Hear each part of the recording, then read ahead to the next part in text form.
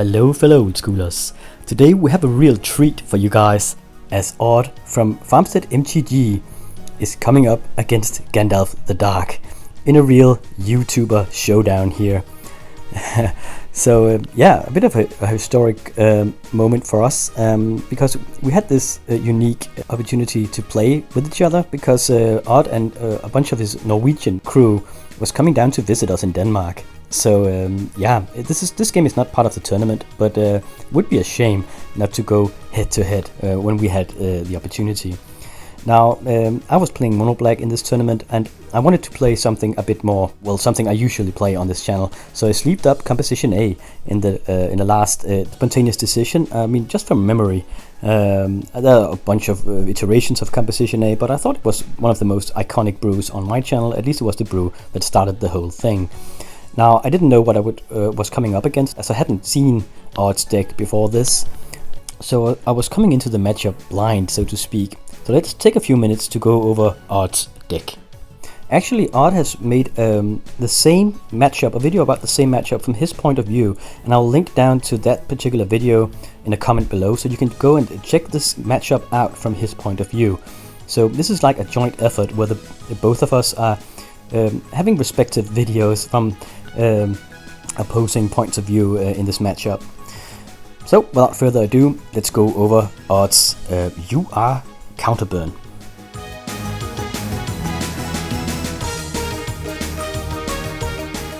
And I remember it was actually a bit difficult for me to get a read on what deck I was up against. This is a bit different than what I usually play against. It's a mixture between two overall archetypes, as far as I can tell. Namely, UR Counterburn, the regular one, and what I call the Bleeder on this channel. And we've seen that deck a couple of times before, because my mate in South Africa plays something similar, but yeah, I'll get more into it later on. But it's primarily red and blue. We see it here.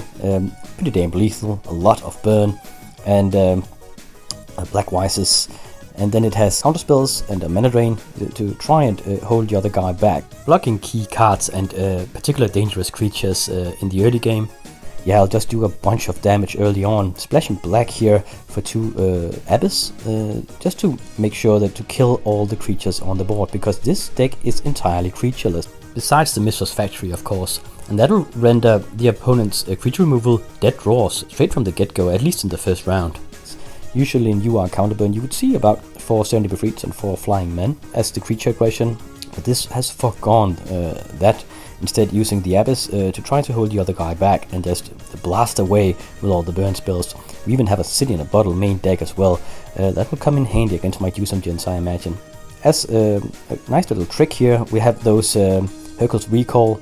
Now, that will be brutal against robots and the deck and stuff like that, but it also works well with his Black Wises, like bouncing all the opponent's artifacts up into his hand in his upkeep, so you can take an increased damage by the Black Wises. Another nice little trick here is with the Time Twister and Wheel of Fortune that we see in this deck. Well, you can just, as they are played, you can, as a response to that, get the other guy to take up all his artifacts, and then they'll get discarded if it's a Wheel of Fortune, or get put back into the library if it's a Time Twister. So pretty nice and brutal combination here. We don't usually see it happening, but when it does, it can be game breaking. So yeah, it is a very aggressive archetype, this one, having a good matchup against control, I imagine, because you can ping him more and more. And well, it will try to survive against creature decks using those Abyss and City of Brass against Arabian Aggro. And obviously the Abyss won't work against robots, but then he'll have the Hercules Recall, at least to postpone the other guy, make him put up his robots in his hands again, and if the other guy plays his robots, well, Odd can just counter that robot. So, makes sense here. The burn package is complete with 4 Lightning Bolts, 4 Chain Lightnings, 4 Sonic Blasts, and a Fireball. Doesn't get much more aggressive than that. Let's check out his sideboard.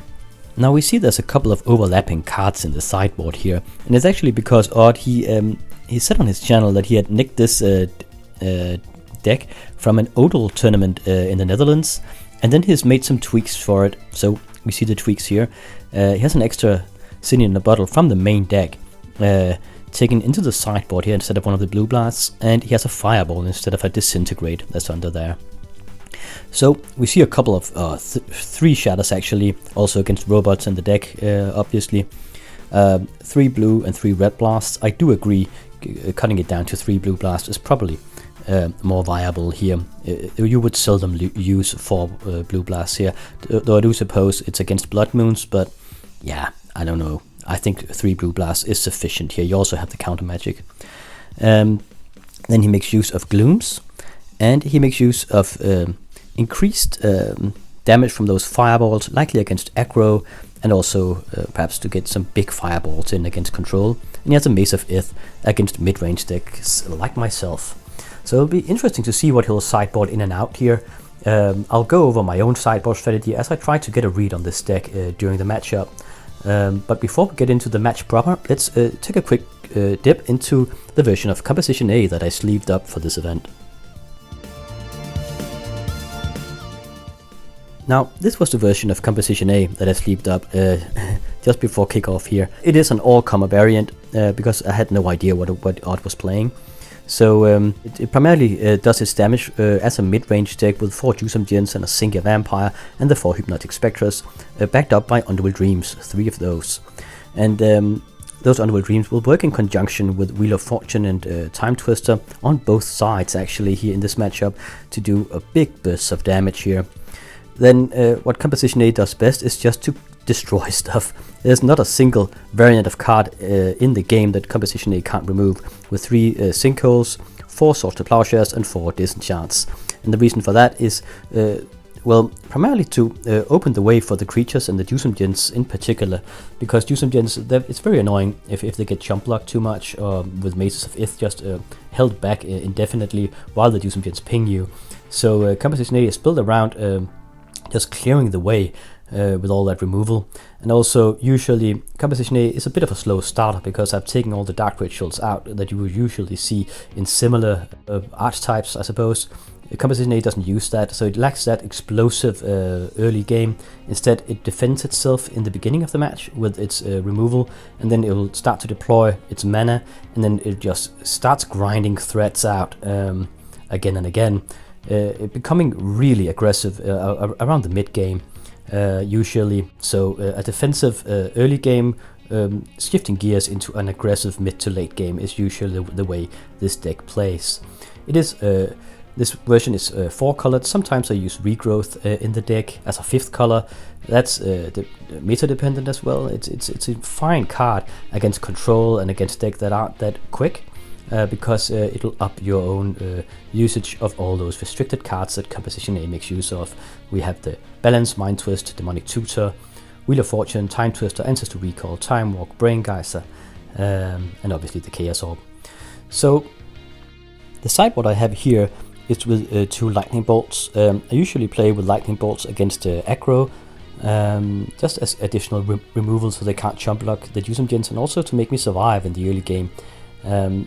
Sometimes they're in the main deck, but in this version they win the sideboard. We also have 3 red and 3 blue blasts, obviously very common sideboard cards because they're so versatile and strong against those particular colors.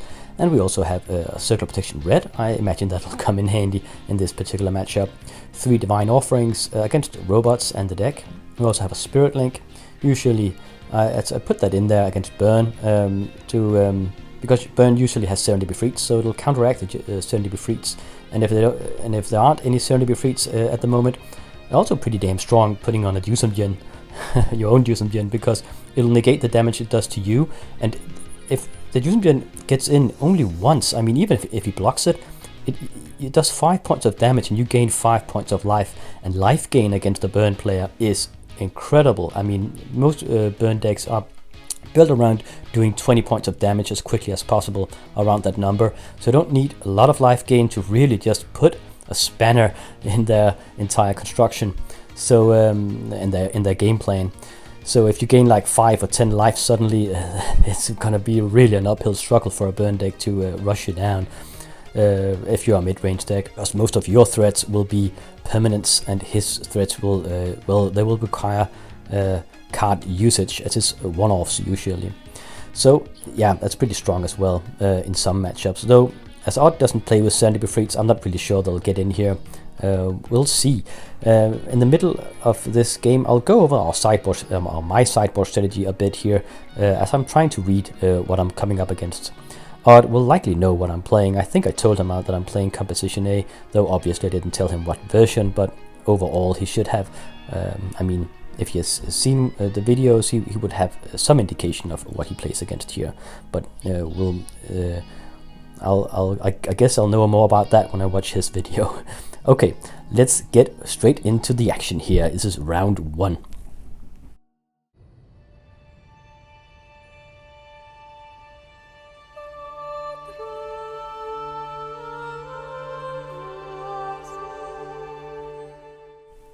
And from left to right here, we have myself on Composition A on the left on the play, and Odd on the right here on UR black counterburn. Blue, red, black counterburn. Okay, starting off with a factory and a couple of mucks in here. Nice start from Composition A. Oh, but there's a Library of Alexandria. Turn 1 on the draw from Odd. Very, very good opening. Oh, but Composition A has a strip mine for it. There's a bunch of land destruction in Composition A. Coming over the factory, I have another Mox, but because I deployed that strip mine, I can't deploy another black mana, I suppose. And without 2 black mana, Composition A can't deploy much of anything before sideboard. At least, I need at least 2 black mana or 3. Okay, Chain Lightning cracking down here from that single volcanic island. He is tapped out though, so just coming in for good measure with the factory, but I can't play anything, only a single black mana. Composition A is in a bit of a gridlock here, a bit mana starved. Badlands coming out. Okay, so he's fully deployed with his mana, so probably won't attack with the factory now. There's the Underground Sea, so now we need some threats. No, okay, just piling on the land destruction here, getting the volcanic island away. I don't want him to get into double blue mana, if I can help it. Okay, at my end step, there's a lightning bolt straight to the face, so he must have a lot of bolts in hand. It telegraphs that, right, when he just flings them at me like this. Blocking factory, coming down, passing the turn. I can't play anything. That's really unusual that Composition A doesn't... It's like I don't have any threats. Likely have mostly like removal in hand, or perhaps some Underworld Dreams I have in hand. I can't play them because it requires 3 mana. I think I do. I have 1 or 2 Underworld Dreams in hand. Destroying stuff I can't play. And Odd, on the other hand, he's a bit mana starved. It doesn't really help that I just crack his lands all the time. Dragging his colored mana here, taking out the Badlands with a sinkhole. But I mean, if it's the only thing I can play, why not? Okay, Lightning Bolt as a fast effect. Now another way I could have played was for cracking his factories instead, and that is viable as well. Another colorless mana, I can't do anything. Playing like this is just to hold his bolts back, and because I want to get some threats out. Problem is, oh, now I can get a Mind Twist on him, and he can't even bolt me as a fast effect because I cracked his red mana. So holding him back with land destruction until I could get a big Mind Twist in here. Trouble is, it's a Sonic Blast though. Yeah, trouble is really going down in life here. Going down to 7 life. And the point here. Okay, get a lot of intel here. There's an Abyss and a City in a Bottle. Okay, at this point I remember I thought I was against the Bleeder archetype. It is a creatureless burn deck. Here he comes for 3. Yeah, so that's really, really bad. That Sonic Blast was a bit of a surprise. And just another Mox here. It's as if Composition A has just gone to sleep. I can't get any threats out. The point is, he needs to kill me with burn. Yeah, here we go. The longer the game takes, the better. He will draw more, but what's happening here? Oh, okay, I'm Source to Plowsharing the factory as a response, and then I'm pumping it. So gaining 3 life from the factory, and then taking 4 points of damage from the Sonic Blast. Okay, so still in the game here. But we need to deploy some threats. I think that's the first creature Composition A drew into the Hypnotic Spectre. It must be coming out there. Yeah, okay. First thing. Yeah, but he has 3 factories. Likely needs to stay back just as a blocker. And he got a Black Lotus here. Activating all factories, getting in for the killing move. Disenchanting one of them, blocking the other. Okay. Going down to 1 point of life here. Okay, finally a threat. Underworld Dreams coming out. Finally the third mana source, black mana source here. Okay, he comes in for the killing move. Oh, disenchanting it though. Composition A stays alive. Now the clock is on him. And he doesn't have any red mana, so he needs... Oh, another Underworld Dreams. He needs some red mana and a bolt to finish this. It's so odd I didn't get any of my creatures in this game, but maybe the dreams will make it work. Okay, 2 points of damage. He sent. There's the red mana. Now he only needs a bolt, and I need to finish him before he draws a bolt. Yeah, it's just draw go here. 50-50 or something like that. Let's see. Coin flip. What does he get? There's the bolt. And I could... Yeah, if I played the City of Brass, I could bolt it back into him, putting him down to 2 points of life, and he would die in his next draw step, but I would die from that. So, FarmsteadMTG takes the first match here in the nick of time. Actually, I didn't play the City of Brass there because, as said, I was at this point thinking I was probably against a bleeder variant of some sort, and they play with ices sometimes, and if I play a City of Brass, he could play an icy and just tap the City of Brass down and kill me.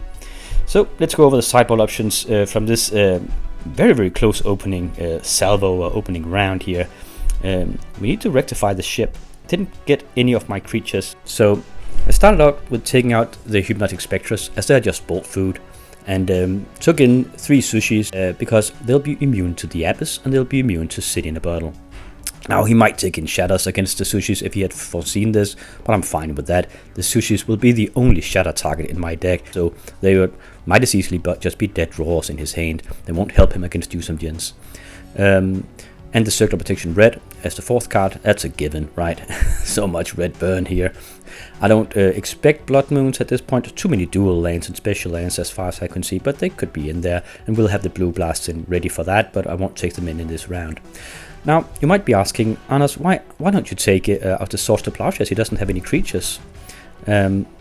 The reason for that is I can't be sure at this point. I mean, I didn't drew any creatures here, and I have a lot of creatures in my deck. I drew a single Hypnotic Spectres, and I mean, it might just be an odd thing. I mean, he might be on robots, red robots with artifact creatures in the Abyss and a lot of burn, and I'll be sitting duck without my Swords to Plowshares.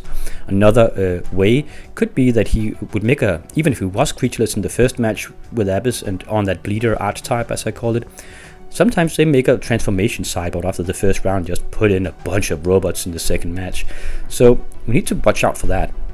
So that's the reason why I started off pretty conservatively by just taking out the boltable creatures and got in some creatures that can't be destroyed by the Abyss and can't be bolted. So that was the game plan going in. We need a bit more intel on this deck, so we'll see what happens in round number 2 if we can equalize the score here against odds burn deck. So we're gearing up for round number 2, and I am on the play this time, so it's always nice. Oh, I have to mulligan though. That's a bit annoying. Cutting a bit forward here. Instead of watching me shuffle. So, gotta lose a card, but he might play with Black Wises in this deck, so it's not all bad losing a card in the opening hand, though I am on the play, so I don't fear Black Wises. He might have taken them out because he's on the draw, or he might have not. He probably needs those. Okay, another couple of Moxen, but I need that second black mana source, but still I can't complain. It's a nice beginning, this one. Okay, Black Lotus out of odd here. Okay, cracking it immediately for a Gloom. Okay, so I must have taken that in. Blackwise. Nice combination here though. Oh, now here comes the first Use Gen. Okay, so at least we started to draw some creatures here. And we are really a mid-range deck with Sushis, Use Gens, and Single Vampires. Ancestor Recall out of odd here. Trying to draw into some answers. He might...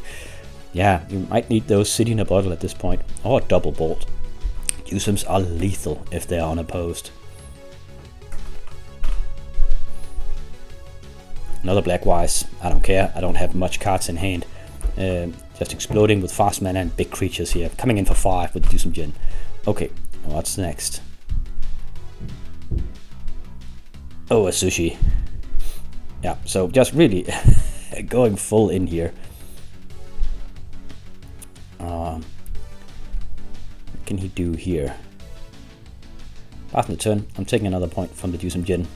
Now this is 9 points of damage. 9 points of damage waiting coming in here. Oh, Sonic Blasting the Sushi though. So he takes 7. 2 from the Sonic Blast and 2 from the... Oh, and following up with an Underworld Dreams here. So it really put pressure on him. It'll be difficult for him to draw into answers here. Oh, but he got an Abyss though. Nice draw. The Jusum Jin goes screaming into the void here. Or growling, I suppose. It does do a point of damage to me before that. Some of the Norwegian guys took a picture. Yeah, okay. Losing the Jusum Jin here. Still, so we're back to plan B here. Underworld Dreams. We'll have to put in the work until I can get rid of that darn Abyss with a Disenchant. I do have the mana for it, even to just push through the Gloom with a Disenchant, but yeah. We can't get any creatures out, only factories and sushis until then. But the clock is still on him. Underworld Dreams, pinging him each turn. Odd has a Brain Geyser in hand here. Just about to tap everything. That would do 3 points of damage to him. And I mean, it would have been great to get that card advantage, but he can't allow it. There's too much damage here. And now he really can't allow it. That's 2 Underworld Dreams for him here. So he needs to think fast, and they're just so lethal against blue-red because they don't have an easy time removing enchantments like this. So he puts a Chain Lightning on me. Yeah, he needs to kill me before the bad dreams finishes him off. Oh, but it's an assist recall on him. It's on a Blasphemy or the fast effect. So I insist on him. That's 6 points of damage. That's round number 2. Goes to Composition A. So yeah, Nailbiter here going into the third match. As for sideboard for the third match, at this point I didn't see any creatures again. I think I took in 1 Divine Offering and a Blue Blast. Taking in the Divine Offering was a misread, a mistake. I thought he would have Copper Tablets and perhaps Ices. And the increased life gain from that Divine Offering would be crucial if I could make it work against an Icy or Copper Tablet. I thought that he would need more against creatures and more ways to ping me, because I had him locked down as a Bleeder Archetype at this point. The Blue Blast makes sense. I think another one should be in there. Took out the draw 7s here. I don't really need the draw 7s against that. He'll just bolt away and when I cast it, and he really needs to replenish his hand as a burn deck, because he flings all those bolts at me all the time. So I think there would be too many situations where draw 7s weren't in my favor. I would need an Underworld Dreams against them, and even then it would be dangerous. So the draw 7s gets out.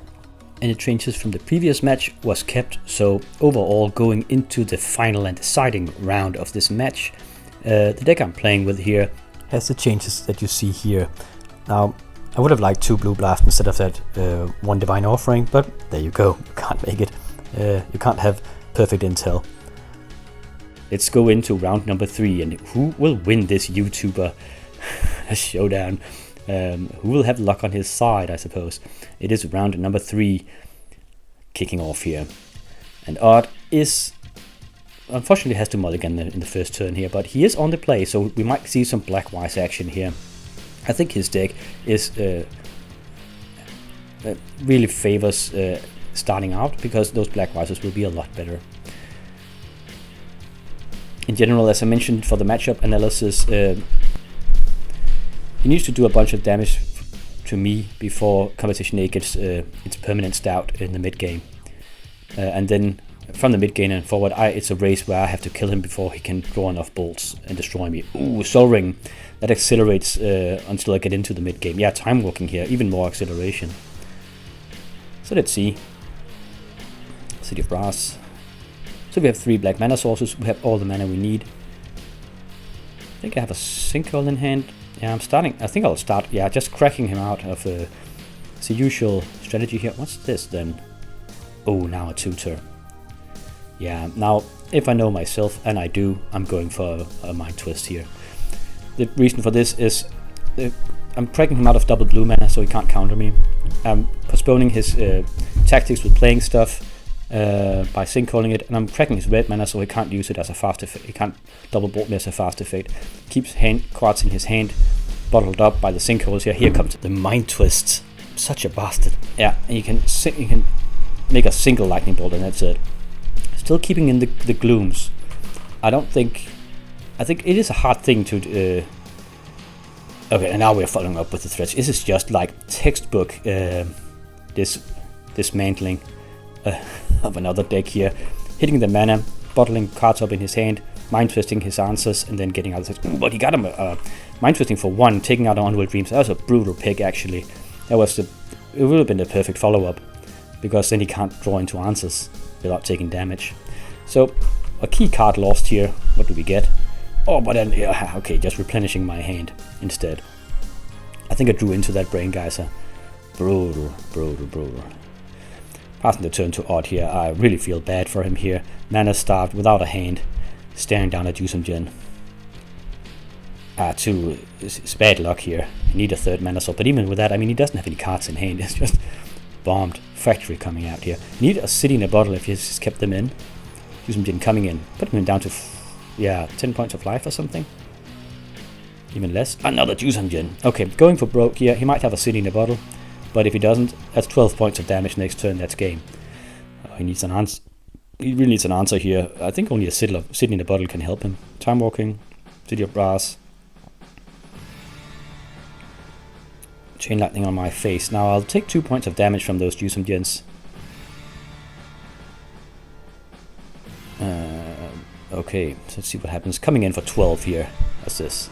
Hercules Rico. Okay, bouncing my Factory and all my Moxen up on my hand, but he still takes 10 points of damage. Composition A crashing through the door here for 10 points of damage. That's game. So what a match. I mean, really great fun playing against Odd here. I actually think it could be kind of cool to have like a YouTuber segment where the old school YouTubers play against each other in one-on-ones. Could be really cool. I mean, with Timmy and Brightstay and the Baron and the Swedes from Wak Wak and the guys from the Sky Guild. I have played against Charles a couple of times over webcam, but never recorded them. Could be kind of fun though. So yeah, I hope you guys enjoyed this matchup, best of 3. And make sure to check out Odd's version and point of view on it over at his channel at FarmsteadMTG. Just a shameless plug here. So, yep, that's it for this time. I'll catch you in the next battle.